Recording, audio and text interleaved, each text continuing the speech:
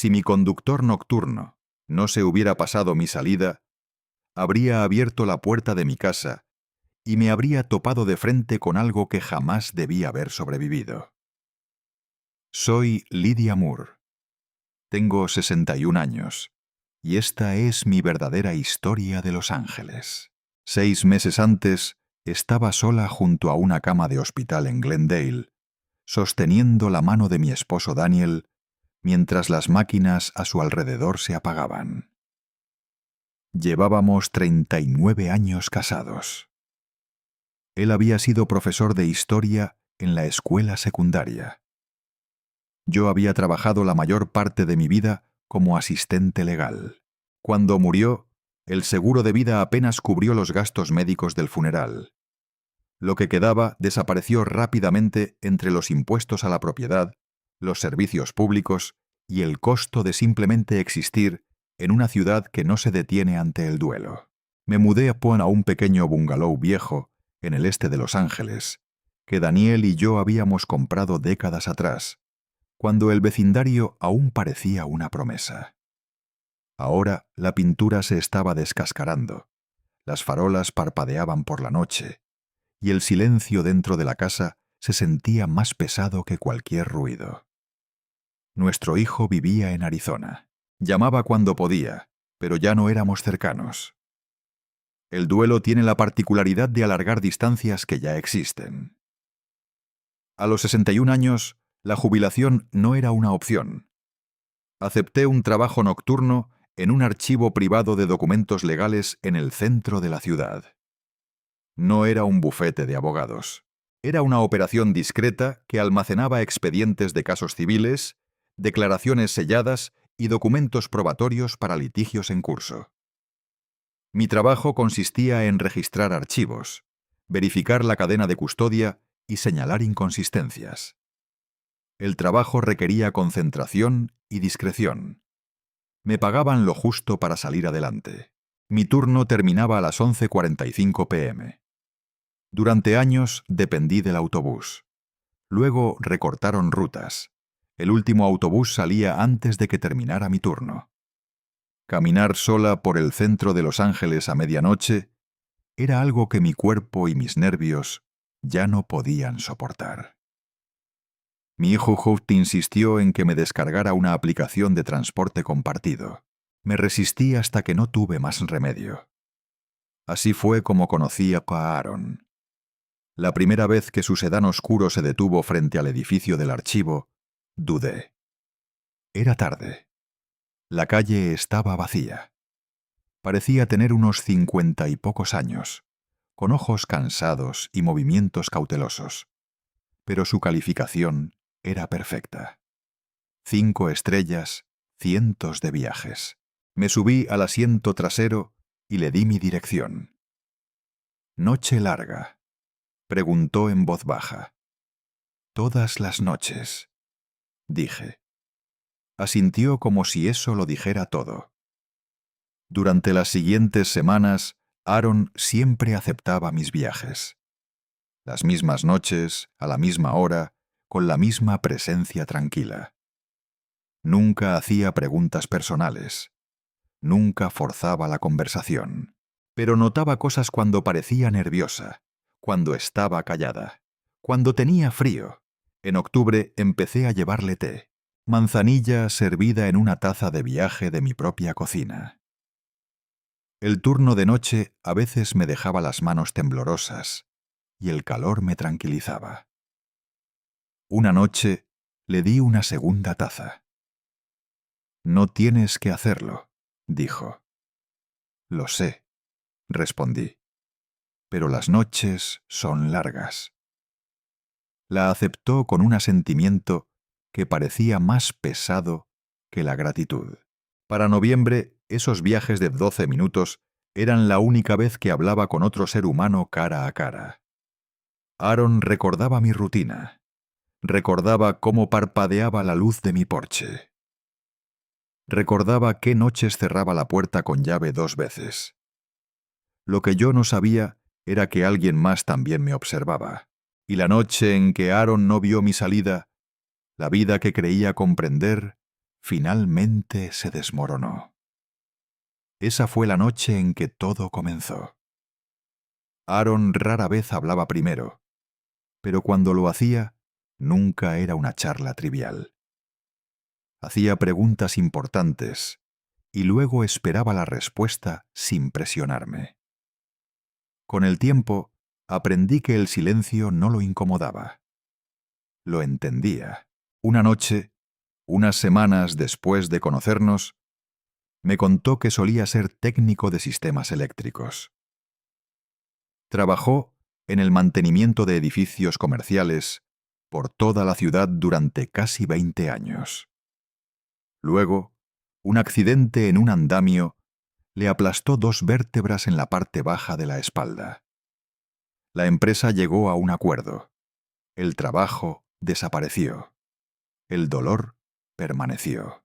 Conducir de noche le permitía pagar las cuentas y mantenerse activo. También le permitía ver a su madre todas las mañanas antes de dormir. Ahora vivía sola, y su memoria se desvanecía en oleadas impredecibles. Aaron ajustó toda su agenda a sus necesidades. Nunca se quejó cuando me lo dijo. Habló como un hombre que afirmaba hechos que ya había aceptado. Con el paso de las semanas, me di cuenta de algo inusual. Aaron no solo recordaba mi dirección, recordaba mis rutinas. Sabía qué noches me quedaba hasta tarde para terminar las auditorías. Notaba cuando la luz de mi porche estaba apagada y reducía la velocidad antes de detenerse. Notaba cuando la calle se sentía diferente. Una vez, al pasar por mi cuadra, dijo: «Hay un coche aparcado frente a tu casa que he visto antes». Me reí. Los Ángeles está lleno de coches que nunca se mueven. No discutió. Simplemente asintió y siguió conduciendo. Otra noche me preguntó si alguna vez llevaba trabajo a casa. Le dije que no. Los archivos nunca salían del archivo. Todo estaba registrado. Todo estaba controlado. Pareció aliviado. Para diciembre, llevarle té se había convertido en una costumbre. A veces llevaba jengibre, a veces menta. No lo consideraba un gesto de amabilidad. Era rutina. Era algo normal en una vida que ya no se sentía normal. Una noche, la lluvia caía con fuerza contra el parabrisas, difuminando la ciudad en destellos de luz. Comenté lo silenciosa que se sentía mi casa ahora. Cómo incluso las paredes parecían recordar los pasos de mi esposo. Aaron mantuvo la vista fija en la carretera. Mi hijo solía decir que la casa sonaba diferente cuando murió mi padre. Dijo, como si lo supiera. Eso me sorprendió. ¿Tienes hijos?, pregunté. Uno, respondió. Un hijo. Ya no hablamos. No dio más detalles, y yo no pregunté, pero apretó ligeramente las manos sobre el volante. Lo que no sabía entonces era que Aaron prestaba atención no solo a mí, sino también a otros que me mencionaban. El mes pasado, había llevado en coche a un hombre que hablaba demasiado cuando estaba borracho. Un hombre que se quejaba de auditorías, de archivos perdidos, de alguien en archivos que hacía las preguntas equivocadas. Un hombre que repetía el nombre de mi calle como si se lo estuviera memorizando. Aaron había aprendido a escuchar hacía años, después de haber fallado una vez cuando más importaba. Ese fallo le había costado a su hijo. Yo aún no lo sabía. Solo sabía que cuando Aaron me dejaba en casa cada noche, esperaba a que se cerrara la puerta antes de marcharse. Pensaba que era cortesía. No me daba cuenta de que era vigilancia. Y cuando empezó a anotar las matrículas en su aplicación de notas, a memorizar voces y a controlar los horarios, no se veía a sí mismo como un héroe. Se veía como un hombre que se aseguraba de no volver a ignorar las señales de advertencia. La noche que cambió la ruta, ya estaba seguro de que algo andaba mal. Solo necesitaba asegurarse de que le haría caso. Para enero, nuestras noches seguían un ritmo que parecía casi guionizado. Salía del archivo de registros a las 11:45 en punto. El guardia de seguridad asintió al pasar. El coche de Aaron esperaba en el mismo sitio, con el motor en marcha y las luces bajas. Me deslicé en el asiento trasero, dejé mi bolso y le entregué el té sin decir palabra. Me dio las gracias en voz baja, como si hubiéramos acordado hacía tiempo que las palabras eran opcionales.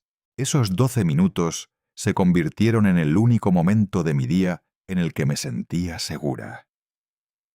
Aprendí que Aaron prefería conducir de noche, porque la ciudad se revelaba honestamente después del anochecer. Sin espectáculos, sin multitudes, solo gente tratando de llegar a casa, tratando de sobrevivir, tratando de olvidar. Me dijo que podía saber cuándo alguien mentía por su respiración, no por lo que decía. Los pasajeros borrachos, en particular, hablaban sin darse cuenta de cuánto revelaban. Le conté sobre la auditoría. Comenzó inocentemente. Unos cuantos archivos marcados como incompletos. Unos cuantos documentos escaneados que no coincidían con sus originales físicos. Nada dramático. Solo suficientes inconsistencias para poner nervioso a mi supervisor.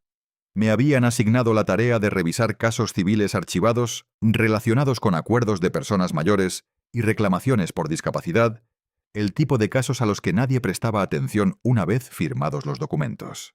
No me di cuenta de la atención con la que Aaron escuchaba. Me preguntó qué noches trabajaba hasta tarde. Le dije que los martes y los viernes solían ser los peores. Asintió, almacenando la información en algún lugar detrás de sus ojos. Una tarde, al girar hacia mi calle, vi a un hombre de mediana edad parado bajo la farola parpadeante cerca de la esquina, con una gorra de béisbol calada hasta las cejas, fingiendo mirar el móvil. Lo comenté de pasada. Aaron redujo la velocidad. «Ese hombre ya ha estado ahí antes», dijo. Sentí una punzada de incomodidad. «¿Estás seguro?» «Sí, la tercera vez esta semana». Me dije a mí misma que no significaba nada. Los Ángeles está lleno de gente que no pertenece a ningún lugar y a todas partes a la vez. Aún así, esa noche cerré la puerta con llave 2 veces. La semana siguiente, al regresar a casa, vi un coche aparcado frente a mi casa. Un sedán viejo, con los cristales tintados y el motor frío. Se quedó allí toda la noche y desapareció por la mañana. Se lo comenté a Aaron la noche siguiente. Me preguntó el color, el estado de la matrícula, los daños en el parachoques trasero. «Te fijas en muchas cosas», le dije. «Tengo que hacerlo», respondió. «Es mi forma de sobrevivir». Fue la primera vez que dijo algo que denotaba miedo. Unas noches después, encontré la puerta de entrada sin pestillo. Al llegar a casa, estaba segura de haberla cerrado.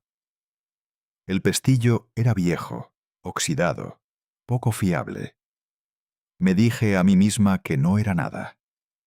A Aaron no le gustó esa explicación. Me preguntó si había notado que faltaba algo. Le dije, no, eso no era del todo cierto. Había desaparecido un bloc de notas que guardaba junto al teléfono. Solo contenía recordatorios y listas de la compra, pero faltaba una página. Tenía notas del trabajo, números de archivo, iniciales, fechas. Me había convencido de que las había extraviado. Aaron no intentó convencerme de lo contrario. Simplemente dijo, «Si algo más te parece raro, dímelo inmediatamente». La confianza entre nosotros no surgió de repente. Se construyó silenciosamente, capa a capa sobre la rutina, sobre el silencio compartido. sobre pequeños gestos que decían: «No eres invisible». Lo que yo no sabía era que el hombre bajo la farola había estado contando los minutos entre mi llegada y el apagado de las luces, que el coche aparcado pertenecía a alguien que conocía mi horario mejor que yo, que alguien ya había decidido que yo era un estorbo. Y lo que yo no sabía era que Aaron ya había empezado a atar cabos que le aterrorizaban, porque el borracho al que seguía llevando en coche ahora hablaba de auditorías. Hablaba de que se estaban moviendo documentos. Hablaba de una mujer que hacía demasiadas preguntas. Y hablaba de una casa en mi calle como si ya fuera una puerta abierta. La noche en que Aaron decidió actuar, no lo vio como un acto de valentía. Lo vio como la última oportunidad para evitar que otra persona pagara por su silencio. Y para entonces, la confianza ya no era una opción. Era lo único que se interponía entre la rutina y la catástrofe. La noche que Aaron se pasó mi salida, la ciudad se sentía extraña antes de que entendiera por qué. Acababa de empezar a llover, una llovizna fina y aceitosa que convertía las farolas en halos borrosos. Me deslicé al asiento trasero y le pasé el té, esperando el giro a la derecha familiar 2 cuadras más adelante. En cambio, siguió recto, incorporándose al tráfico que se alejaba de mi barrio. «Aaron», dije suavemente, «te perdiste Cedar». No respondió de inmediato. Tenía la mandíbula tensa. Sus manos sujetaban el volante a las 10 y a las 2, como si se estuviera preparando para el impacto. «Necesito que te calmes, Lidia», dijo, «y necesito que escuches». Se me revolvió el estómago. «¿A dónde vamos?» «A algún lugar donde podamos hablar sin que nos vean», respondió. El miedo tiene un sonido. Es silencioso, agudo e inmediato. Lo oí en mi propia respiración. «Mesetse, me estás asustando», dije. «Lo sé, lo siento. Pero lo que estoy a punto de contarte es peor si te digo en tu calle». Entró en un parque de oficinas vacío, cerrado hacía rato por la noche. Aparcó bajo una luz de seguridad parpadeante y apagó el motor. El repentino silencio me oprimió. Aaron se giró para mirarme de frente. «¿Conoces a un hombre llamado Victor Hale?», preguntó. El nombre me golpeó como un archivo caído. Lo había visto en el archivo. No a menudo, pero lo suficiente como para reconocerlo. Tragué saliva. He visto el nombre. ¿Por qué? Exhaló lentamente. Lo he llevado 8 veces en las últimas 6 semanas. Siempre tarde. Siempre borracho. Siempre hablando por teléfono. Como si pensara que el coche es invisible. Mi pulso latía con fuerza en mis oídos. ¿Qué tiene que ver eso conmigo? Aaron desbloqueó su teléfono y me lo tendió. «Porque el viernes pasado por la noche», dijo tu dirección completa en voz alta. Y luego dijo: «Ella es la que saca los archivos. Es cuidadosa, pero no es invisible». Se me secó la boca. «Hay más», continuó Aaron. «Dijo que trabajas de noche. Dijo que tu casa está vacía los martes y los viernes. Dijo que si te llevas algo a casa, estará allí». «¿Llevarte qué a casa?», susurré. «Archivos, notas, pruebas». El aire se sentía denso, como si me presionara el pecho. «No puedes estar hablando en serio», dije. «Ni siquiera me conoce». «Conoce tu rutina», dijo Aaron. «Y conoce tu calle». Deslizó a otra pantalla. Fechas, horas, notas breves. «Esta noche, antes de recogerte, pasé por tu cuadra», dijo. Mi corazón dio un vuelco. «¿Por qué?». Porque Víctor te mencionó otra vez ayer. Dijo algo sobre que esta noche sería un buen momento. La voz de Aaron bajó. Su coche estaba aparcado frente a tu casa cuando pasé. Motor caliente, luces apagadas. Me sentí mareada. Eso no significa nada, dije, aunque mis manos temblaban. Aaron me miró a los ojos. Lo vi salir. Lo vi caminar hacia tu puerta. Lo vi intentar abrir tu puerta principal. El mundo se inclinó.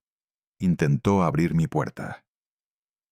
Sí, apenas podía oír mi propia voz. No entró, pero tampoco se fue. Se quedó allí mirando hacia adentro como si estuviera confirmando algo. Las lágrimas me quemaban los ojos.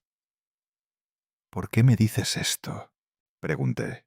Porque no te voy a dejar esta noche, dijo Aaron con firmeza. Y porque no vas a volver a casa. Negué con la cabeza. No entiendo. No sé qué piensa que tengo. Aaron se recostó, con el cansancio grabado en su rostro. Yo tampoco. Pero sé lo que pasa cuando la gente decide que alguien es un problema. Hizo una pausa. Y sé lo que pasa cuando nadie les advierte a tiempo. La lluvia golpeaba el parabrisas como si contara los segundos. Vamos a la policía, dijo. Ahora, por primera vez desde que murió mi esposo, sentí todo el peso del miedo instalarse en mis huesos. Y por primera vez, me di cuenta de lo cerca que había estado el peligro de mi puerta. No fuimos a la policía de inmediato. Primero, Aaron condujo sin rumbo por calles secundarias, dando vueltas por barrios que parecían idénticos en la oscuridad. No dijo nada durante varios minutos, dejando que mi respiración se calmara, dejando que la conmoción se asentara en algo dentro de lo cual pudiera funcionar. Cuando finalmente habló, su voz era baja y controlada. Necesito que me digas exactamente en qué has estado trabajando en el archivo. Miré la lluvia que caía por la ventana, el brillo rojo de las luces de freno delante de nosotros. Le conté sobre la auditoría con más detalle esta vez. En los últimos 2 meses, varios expedientes de acuerdos civiles habían aparecido incompletos. Faltaban documentos originales. Los escaneos digitales estaban alterados de forma sutil. Las cantidades se ajustaban en pequeños porcentajes que la mayoría de los clientes nunca notarían. Siempre casos que involucraban a demandantes vulnerables, inquilinos ancianos, trabajadores lesionados, inmigrantes que apenas hablaban inglés. Nada lo suficientemente dramático como para desencadenar una investigación inmediata. Solo lo suficiente para redirigir el dinero discretamente. Mi supervisora pensó al principio que era un error administrativo. Luego pensó que era negligencia. Luego me pidió que empezara a rastrear patrones. Aaron asintió lentamente. Víctor habló de acuerdos, dijo. Habló de pagos retrasados, redirigidos. Dijo que alguien arriba estaba poniéndose nervioso. Arriba, la gerencia, los abogados, cualquiera que firmara sin leer con atención. Sentí un nudo en el estómago. Nunca me llevé los archivos a casa, dije, nunca. Todo permanece bajo llave, todo está registrado. Te creo, dijo Aaron, pero Víctor no lo sabe. Entró en el estacionamiento de un supermercado que llevaba años cerrado. El letrero aún parpadeaba, a pesar de que el edificio estaba vacío. Estacionó y apagó el motor. Luego me mostró su teléfono. Las notas llenaban la pantalla. Fechas, lugares de recogida, fragmentos de conversación escritos exactamente como los escuchó. Ella revisa las cadenas de custodia, las noches de auditoría, martes, viernes, la casa vacía después de medianoche. Si tiene copias, estarán allí.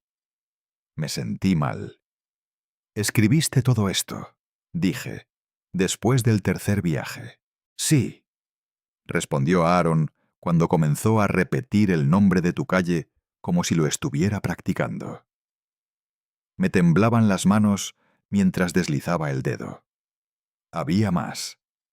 Hace 2 noches, Víctor le preguntó a otro pasajero si sabían cómo desactivar los sistemas de alarma en casas antiguas.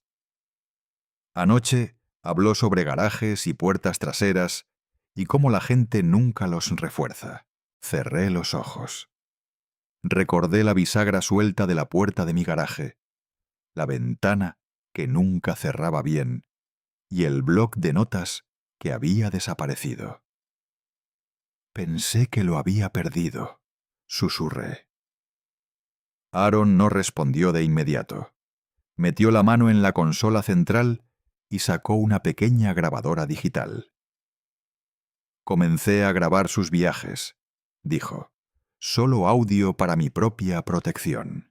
Los pasajeros dan su consentimiento a través de los términos de la aplicación. La mayoría nunca se da cuenta. Presionó reproducir. La voz de Víctor llenó el coche. Arrastrada, enojada, es cuidadosa, pero lenta. Si lo descubre, hablará. Necesito adelantarme a esto. La grabación terminó. Abrí los ojos y miré a Aaron. No solo me está observando, dije. Cree que tengo pruebas. Sí, dijo Aaron. E incluso si no las tienes, cree que en tu casa están las respuestas. El silencio se extendió entre nosotros. Entonces algo más hizo clic. Víctor también trabaja de noche, dije lentamente. Así es como conoce mi horario. Así es como sabe cuándo el edificio está vacío. Aaron apretó la mandíbula. Me dijo que tenía llaves. Dijo que nadie revisa el sótano después de medianoche. El sótano donde estaba la bóveda de archivos. Se me revolvió el estómago. No solo está robando archivos, dije. Está borrando huellas, eliminando originales, asegurándose de que no se pueda rastrear nada. Y si encuentras algo primero, añadió Aaron en voz baja. Cree que puede encontrarlo más rápido en tu casa. La realidad se instaló como hielo.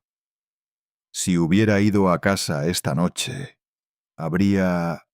Entré en una casa silenciosa. Alguien más ya había indicado que era accesible. Me abracé a mí misma. No podemos esperar, dije. Aaron asintió. No, no podemos. Arrancó el coche. Esta vez no preguntó a dónde ir. Ambos lo sabíamos. Las luces de la comisaría atravesaban la lluvia frente a nosotros. Y por primera vez, desde que comenzó esta pesadilla, el miedo dio paso a algo más nítido. Claridad. La comisaría olía a desinfectante y café quemado. Eran poco después de la 1 de la madrugada, la hora en que la verdad sale a la luz porque todos están demasiado cansados para fingir.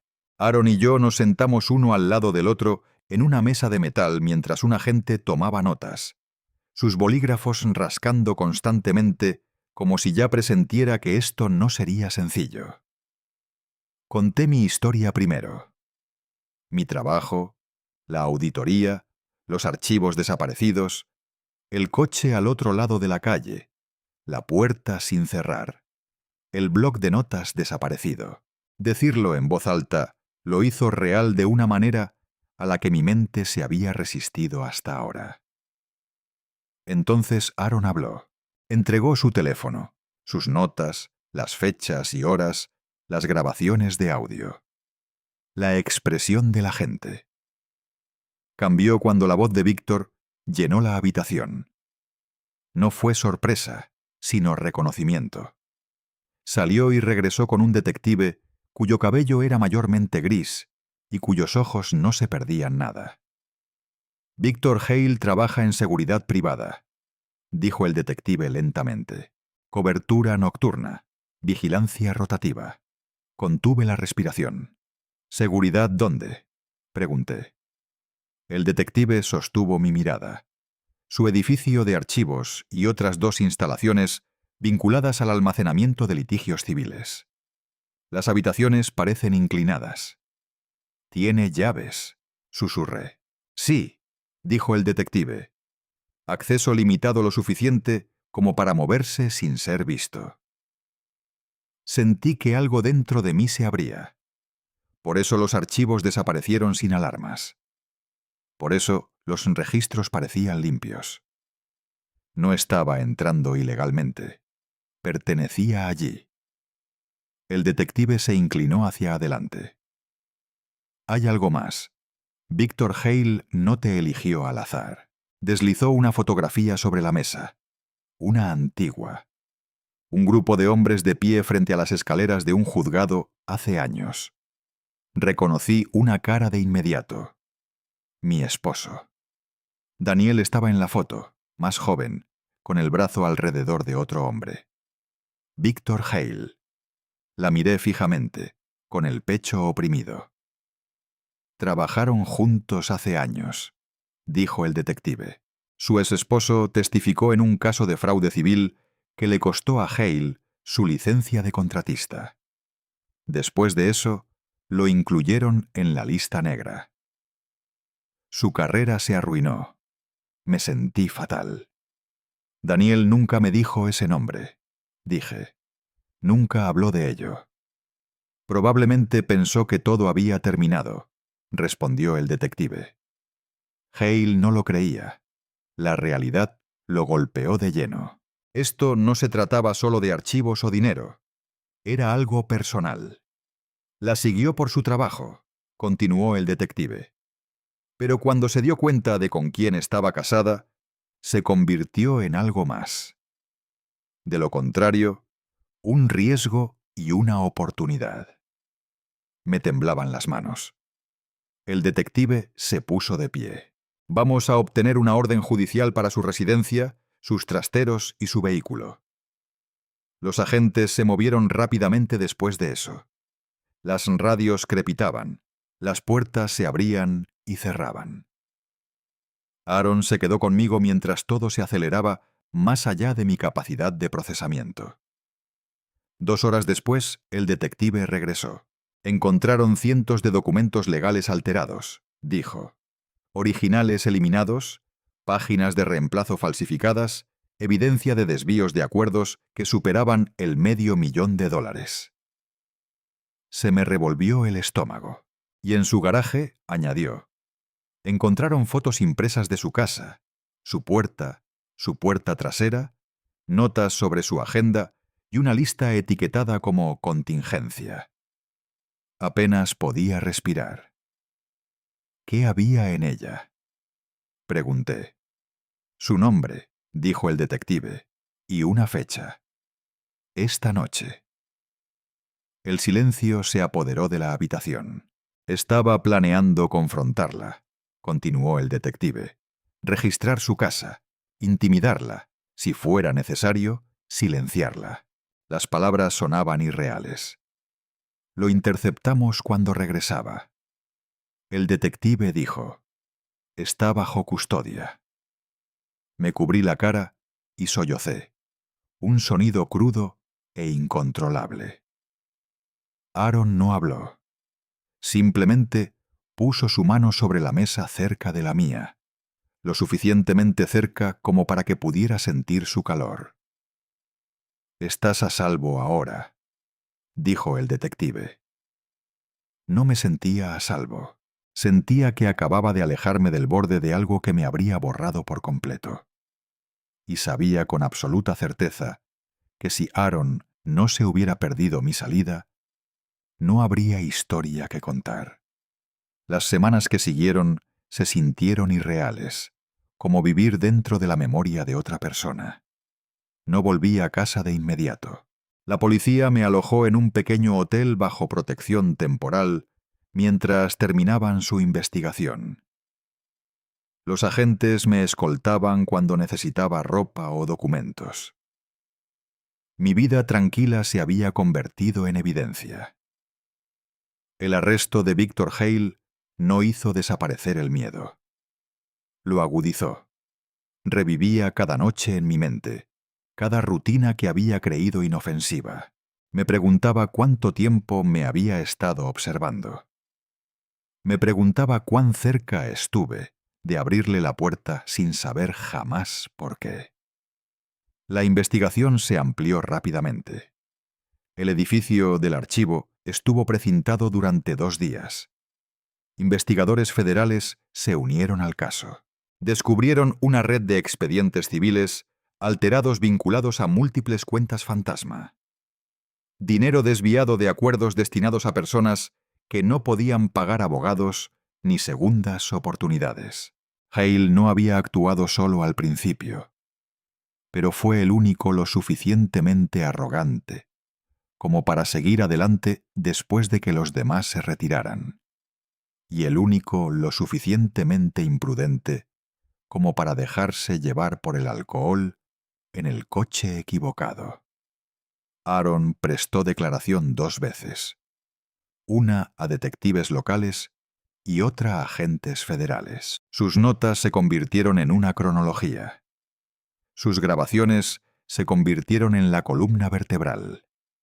Cuando el caso llegó a juicio, la sala del tribunal estaba en silencio, de una manera que se sentía pesada más que respetuosa. Subí al estrado el tercer día. Le conté al jurado sobre mi trabajo, sobre la auditoría, sobre los archivos desaparecidos, sobre el hombre bajo la farola y el coche que nunca se movió. Me temblaba la voz cuando describí la noche en que Aaron se pasó mi salida y me dijo que no volviera a casa. Al otro lado de la sala, Victor Hale miraba fijamente la mesa. Nunca me miró. Aaron testificó a la mañana siguiente. Habló con calma y claridad. Describió patrones, no sentimientos, horas, fechas, palabras exactas. Cuando se reprodujeron las grabaciones, la sala cambió. Se podía sentir.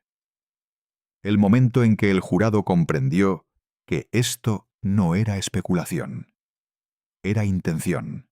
La defensa intentó presentar a Aaron como un paranoico, como un conductor que exagera sus divagaciones borracho. Entonces el fiscal hizo una pregunta. Si lo hubieras ignorado, ¿qué habría pasado? Aaron no dudó. Alguien habría muerto. El veredicto llegó más rápido de lo que nadie esperaba. Culpable de todos los cargos. Fraude financiero, manipulación de pruebas, acoso, intento de entrada ilegal con intención de intimidar. La sentencia fue severa.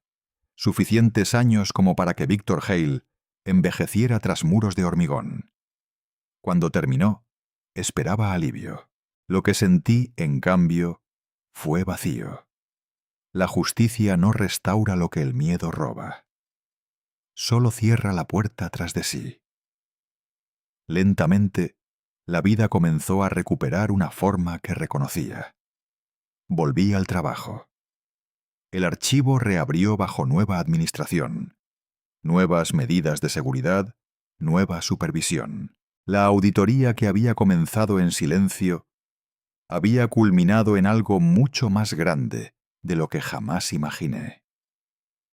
Aaron seguía conduciendo de noche, pero ahora yo iba sentada en el asiento delantero. Hablábamos más, de todo, de nada. Del hijo que perdió, no por la muerte, sino por la distancia y la culpa. De cómo escuchar demasiado tarde puede destruir una familia con la misma certeza que la violencia. Una noche, semanas después del juicio, sonó su teléfono mientras estábamos atascados en el tráfico. No contestó de inmediato. Cuando lo hizo, su voz se quebró. Era su hijo. Había visto las noticias. Había leído sobre el caso, sobre el conductor que salvó a una mujer prestando atención, sobre el hombre que esta vez no apartó la mirada. Quería hablar. Cuando Aaron colgó, detuvo el coche y lloró como si liberara años de aliento contenido. Le tomé la mano instintivamente. A veces la verdad duele, dije en voz baja, pero a veces abre puertas. Él asintió. Esa noche, por primera vez en mucho tiempo, ninguno de los dos se sintió invisible. Y por primera vez, desde que murió mi marido, creí que el futuro aún tenía espacio para sorprenderme. La vida no volvió a ser como antes. Se transformó en algo nuevo. Cuando finalmente regresé a casa, definitivamente, la casa se sentía diferente. No profanada, sino cambiada. Las cerraduras habían sido reforzadas. Se habían instalado luces con sensor de movimiento. Cámaras parpadeaban silenciosamente cerca de los aleros. Medidas de seguridad, decía la policía, precauciones. Pero lo que realmente hizo que la casa volviera a ser habitable fue saber que el peligro ya no vivía oculto en las sombras de mi rutina. Conservé mi trabajo en el archivo, seguía trabajando de noche, seguía manejando archivos en los que la mayoría de la gente nunca piensa. Pero ya no vivía mis días creyendo que el silencio significaba seguridad. Ahora entendía que el silencio puede ocultar intenciones con la misma facilidad con la que puede ocultar el dolor. Aaron y yo empezamos a cenar juntos los domingos.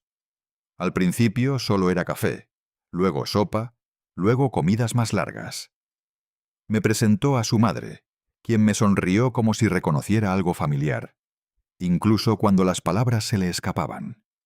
Unas semanas después, su hijo se unió a nosotros. Incómodo al principio, cauteloso. Dos hombres reaprendiendo a hablar sin culpar a nadie. Me hicieron preguntas sobre el caso, sobre cómo me sentía al testificar, sobre el miedo. Respondí con sinceridad. El miedo no siempre grita, les dije. A veces espera pacientemente a que la rutina le abra paso. Con el tiempo, esas cenas se convirtieron en algo que ninguno de los dos había planeado.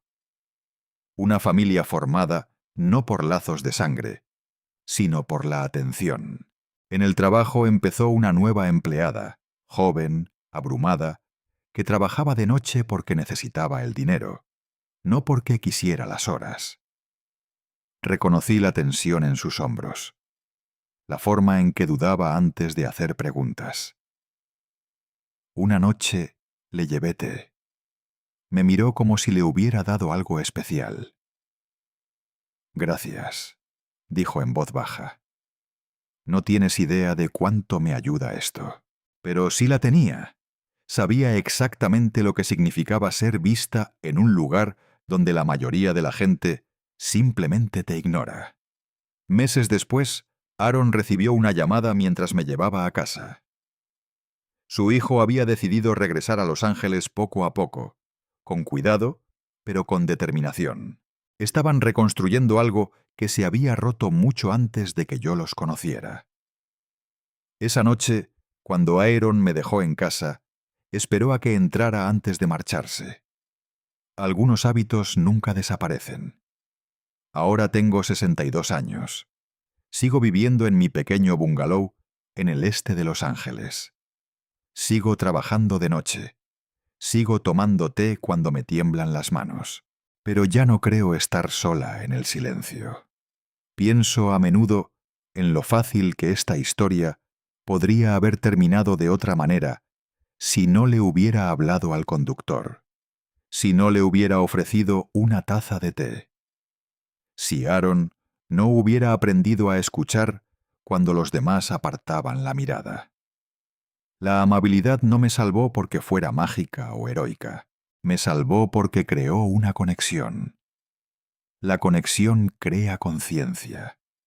La conciencia crea acción. Y la acción cambia los resultados. Vivimos en un mundo donde se enseña a la gente a no meterse en los asuntos ajenos, a mirar hacia abajo, a seguir adelante, donde los conductores son invisibles y los pasajeros son meros clientes, donde el silencio se confunde con seguridad. Esta historia existe porque una persona eligió prestar atención, porque otra eligió tratar a un desconocido como a un ser humano.